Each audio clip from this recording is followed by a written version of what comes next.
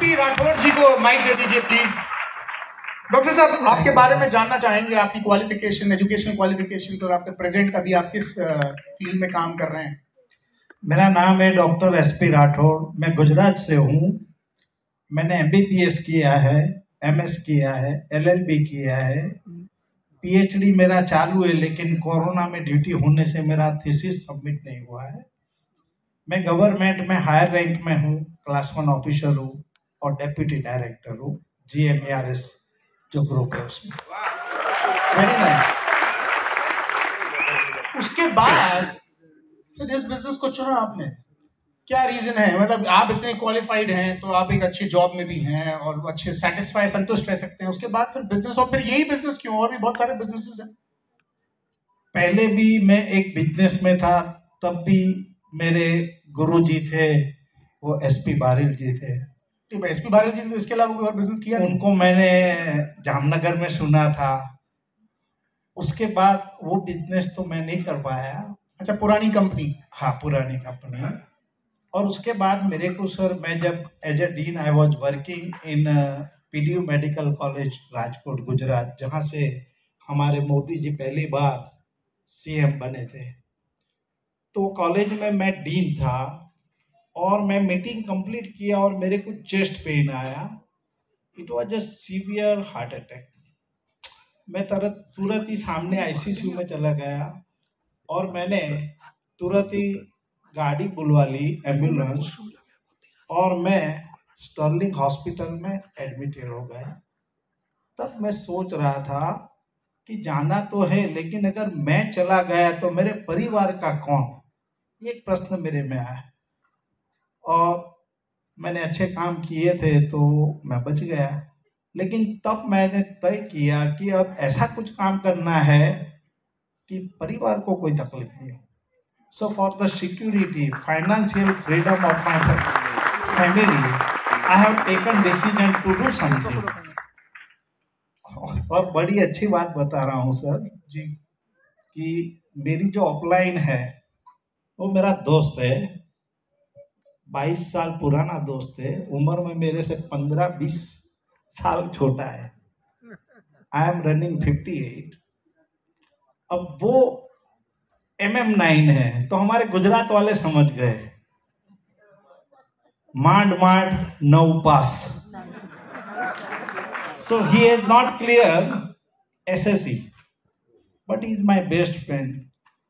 उन्होंने मेरे को ये बिजनेस बताया नहीं, समझाया भी नहीं, फिर भी दोस्ती देखो, उसने शुरू किया है तो मैंने भी शुरू किया। ये इस बिजनेस की खूबसूरती है, और ये कहीं आपको ऐसा नहीं मिलेगा। डायरेक्ट सेलिंग बिजनेस की खूबसूरती, मैं आपको एक एग्जांपल देता हूं। मुंबई का हल्ला बोल था, प्रेमराज जी यहाँ पे बैठे हैं, और प्रेमराज जी खुद ये बात बोलते हैं, आप ट्वेल्थ क्या फेल या पास? फेल। मैं उनके मुंह से सुनना चाहता था, 12th फेल है, और वे शान से स्टेज से बताते हैं। गजब की बात सुनेंगे आप। मुंबई हल्ला बोल में प्रेमराज जी के पास टॉपिक था कि उन्हें हेल्थ प्लान कैसे दिखाते हैं वो बताना था। अतुल जी हाँ कर रहे हैं। और डॉक्टर MG राय, जो वाराणसी के सबसे, मतलब one of the senior physician इन वाराणसी, जिनके कंसल्टेशन के लिए सुबह 5 बजे से लाइन लग जाती है, जो हमारे DCD हैं। प्रेमराज जी भी हमारे DCD हैं, DUCD है, सॉरी, अब तो DUCD है, एग्जाम्पल पुराना चल रहा है ना, तो DCD मुंह में निकल रहा है। और हमारे डॉक्टर MG राय को मोदी जी शपथ ग्रहण में बुलाते हैं दिल्ली। प्रेमराज जी हेल्थ प्लान के बारे में बता रहे थे, और उसके तुरंत बाद डॉक्टर MG राय 10 कोर स्टेप्स के बारे में बता रहे थे। आप सोचिए, 12th फेल व्यक्ति हमारे इस बिजनेस की खूबसूरती की डायरेक्ट सेलिंग में वो हेल्थ प्लान बता रहे हैं, और एक इतने हाईली क्वालिफाइड व्यक्ति 10 कोर स्टेप्स के बारे में बता रहे हैं। ये डायरेक्ट सेलिंग के अलावा कहीं और नहीं मिलेगा। डॉक्टर साहब का एग्जाम्पल आप देख ही रहे हैं यहाँ पर उससे पहले ओमकार ने खुद ये बात कही कि मैंने टीचर को अपने डाउनलाइन में ज्वाइन करा लिया, और डॉक्टर साहब खुद बता रहे हैं कि उनके जो अपलाइन है वो उतने हाईली क्वालिफाइड नहीं है। ये बिजनेस खूबसूरती है। डॉक्टर साहब, इतनी क्वालिफिकेशन लेने के बाद आप किसी के पास जाते हैं तो ईगो आड़े नहीं आता कि मैं इतना पढ़ा लिखा हूं और मैं फिर किसी के घर जाऊं? लोगों को तो परेशानी होती है। अभी कोई कह भी रहा था कि हम घर घर नहीं जा सकते, कैसे प्रोडक्ट बताएंगे, हमारी बहू नहीं जाएगी, ये कैसा बिजनेस है?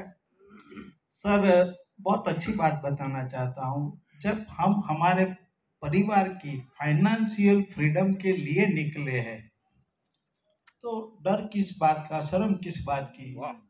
जब हार्ट अटैक आया था तब परिवार में से 2 या 3 ही लोग आए थे। तो एक बात पक्का समझ में आ गया था कि मेरे परिवार के लिए जो करना है मुझे ही करना है। Very nice. डॉक्टर साहब, कितनी जल्दी आपने इस बिजनेस को बिल्ड किया, वो एक हादसा होने के बाद? क्या एक सेंस ऑफ अर्जेंसी है, क्योंकि आपने कम समय में एक अच्छी अचीवमेंट ली है? मैंने सर, मैं इतने प्लान दिखाता था कि मेरी अपलाइन का फोन आता था कि रात के 2 बजे आप सो जाओ। कितने प्लान हो पाते थे सर आपके जॉब के साथ? आप डीन हैं। हाँ सर, मैं जूनागढ़ में डीन था। मेरा ड्यूटी शुरू होता था 10:30 को। मैं सुबह एक प्लान कंडक्ट कर लेता था 9 बजे। फिर मैं किसी के घर पे जाके? नहीं सर, मेरे डीन बंगले पे मेरा सब फैसिलिटी था। तो मैंने हमारे गैरेज में भी बोर्ड लगाया था, मेरे हर कमरे में बोर्ड था। और ताजुब की बात बताओ, मेरे पास 3 गाड़ियां, तीनों गाड़ियों में मैंने बोर्ड रखा हुआ था। तीनों गाड़ियों में 3 अलग अलग बोर्ड? अलग अलग बोर्ड। और मैं विथ मटेरियल ही जाता था। और मटेरियल मतलब टूल्स? ये टूल्स अपने सारे टूल्स आपकी गाड़ी में? सारे टूल्स में गाड़ी में रखता मतलब था। टूल्स के बिना बिजनेस पॉसिबल नहीं है। लोग कई बार लोग खाली हाथ पहुंच जाते हैं किसी के पास। मैं सर खुद अपना बोर्ड निकाल के खड़ा करता था। और मैं जहां जहां खाना खाया है ना, उस मालिक को तो मैंने प्लान दिखाया है, ढाबे के मालिक को। हाँ। और वो ढाबा वाला स्पॉन्सर हुआ नहीं हुआ, लेकिन आजू बाजू खाने वाले हो गए। मैं एक ही बात मैं मानता हूँ कि जो मेरे बिजनेस में आने वाले हैं वही आने वाले हैं, जो नहीं आने वाले हैं वो रुक के ही रहेंगे। जी, माइक माइक एक मिनट, माइक। पहली बार इनके घर पे गया जी, तो इनकी कॉलेज में इनका डीन थे वहाँ कॉलेज में। तो जितने भी लोग सिक्योरिटी गार्ड, तो मुझे इंट्रोडक्शन हो रहा है कि he is a bronze director, he is a silver director, he is a gold director. तो जो सिक्योरिटी गार्ड, ड्राइवर, पूरा स्टाफ, ऑलमोस्ट सब लोग इन्वॉल्व, और इन्होंने पूरी कॉलेज को जैसे वेस्टिज और विनिंग टीम का माहौल बना दिया था पूरा। दिस काइंड ऑफ कमिटमेंट, और दिस इज द वे। क्या बात है, क्या बात। मतलब अभी मैंने कहा था ना सेशन की शुरुआत में कि ये जितने बहाने हैं वो सारे दरवाजे से बाहर जाएंगे। अब आपको कुछ रियलाइज हो रहा होगा।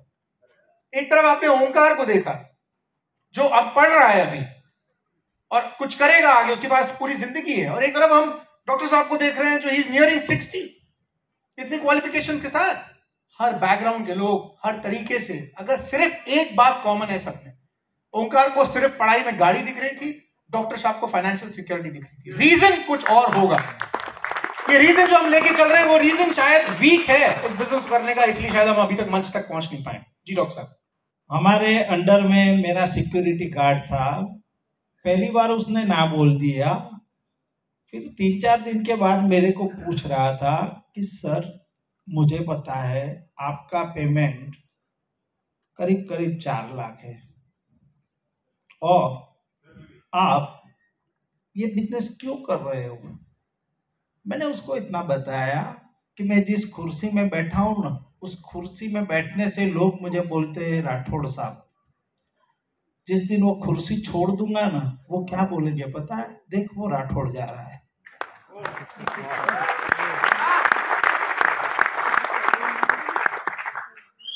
अगर मैं ये बिजनेस कर रहा हूं तो जब भी मैं यहाँ से निकलूं तो ये सरकारी गाड़ियां है, बंगला है, आप लोग सैल्यूट लगाते हो, तो I have all this facility. तो मैं रिटायर होने से पहले ये फैसिलिटी मैं अपने खुद के लिए खड़ा करना चाहता हूँ। उसके बाद सर वो उसने आधार कार्ड निकाला, स्पॉन्सर हो गया। फिर बोले करना क्या है। मैं क्यों, कुछ नहीं करना है, कुछ 4-5 लोगों को इकट्ठा कर दे। और उसने सर इतना अच्छा काम किया बारिल सर कि वो बंदा बहुत क्विक गोल्ड हो गया। गोल्ड हुआ, उसका बहुत अच्छा चेक आया, बहुत ही बढ़िया 35,000 का चेक आया था। और इसके नीचे एक हमने फास्टेस्ट ब्रॉन्ज निकाला था, तो उसको 25,000 का चेक आया था। अब मजे की बात ये है कि ये कोरोना आया, उसमें वो बंदा जिसका नाम है Amritlal Dave, he expired, he was a gold director, security guard is expired. Sir, आप ताजुब करोगे कि जब वो एक्सपायर्ड हुआ तो वो करीबन जुलाई महीना था, 30 जुलाई को वो एक्सपायर्ड हुआ।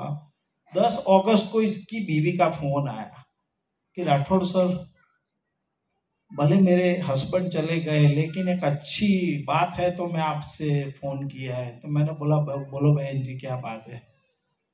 तो उन्होंने मेरे को एक ही बात बताई कि जब मेरे हस्बैंड एक्सपायर्ड हो गए तो सबसे पहला फ़ोन आपका था कि उनकी सोशल विधि के लिए जो भी खर्चा हो आप मुझे अमाउंट बताना, मैं आपको भेज दूंगा, आप किसी से मांगना मत।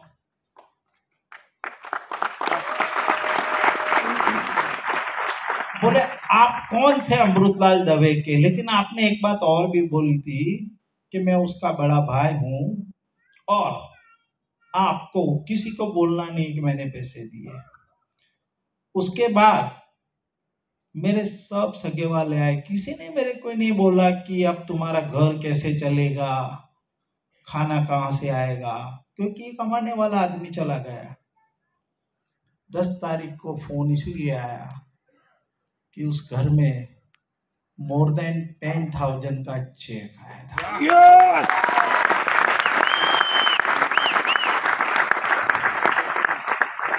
वो बंदे का 1 साल कंप्लीट हुआ तो उसकी श्रद्धांजलि थी। उसी के दिन हमने तय किया था कि इसका चेक डबल होना चाहिए। तो मैं और मेरी ग्रेट अपलाइन हरीश नडियापरा आज यहाँ हाजिर है, एक ताली हो जाए उनके लिए। हम दोनों ने डिसाइड किया कि कुछ भी हो जाए इसको एलओ भी मिलना चाहिए, और हमने काम किया और हमने उस आत्मा को श्रद्धांजलि दी। उसका जो चेक जब एक्सपायर्ड हुए तब आए थे, उससे डबल चेक करके दिया। बहुत बढ़िया। डॉक्टर साहब, अब क्या देखते हैं आप इस बिजनेस को, जिस मोमेंटम में आप हैं, जिस स्पीड से आप काम कर रहे हैं, कितनी जल्दी अब और क्या अचीव करने वाले हैं? मैं आप सबको ये बात बता दूं कि पैनल में आने का कोई क्राइटेरिया है, वो क्राइटेरिया हम बैकग्राउंड चेक करते हैं, किसने क्या कोई इंस्पायरिंग जर्नी है कि नहीं, पर एक क्राइटेरिया जो हम फॉलो करते हैं वो डायमंड एंड अबव। तो जो लोग डायमंड एंड अबव हैं वो कई बार क्वालिफाई करते हैं पैनल में आने के लिए। जो लोग यहाँ पर बैठे हैं, इसका मतलब ये बिल्कुल नहीं है कि इन्हीं लोगों ने कोई बहुत एक्स्ट्राऑर्डिनरी काम किया, ऐसा नहीं है। बहुत सारे लोग ऑडियंस में हैं, और मैं कहूंगा इनफैक्ट सब लोग, जितने लोग ऑडियंस में हैं, उन सब की अपनी एक स्टोरी है, पर हम सबको नहीं सुन सकते। पर सबको पूरा इक्वल मौका मिलेगा स्टेज पे आके बात करने का जब वो डीसीडी या डीयूसीडी जाएंगे। बट फिर भी इस जर्नी के दौरान जब हम काम कर रहे हैं, हर एक व्यक्ति, चाहे यहाँ जितने फ्रंट लाइन डीयूसीडी हो क्यों ना हो, किसी का एक बहुत अच्छी कोई एक अलग हट के कोई स्टोरी होती है तो हम इनवाइट करके जरूर 5 से 7 मिनट में सुन लेते हैं कि कैसे वो काम कर रहे हैं।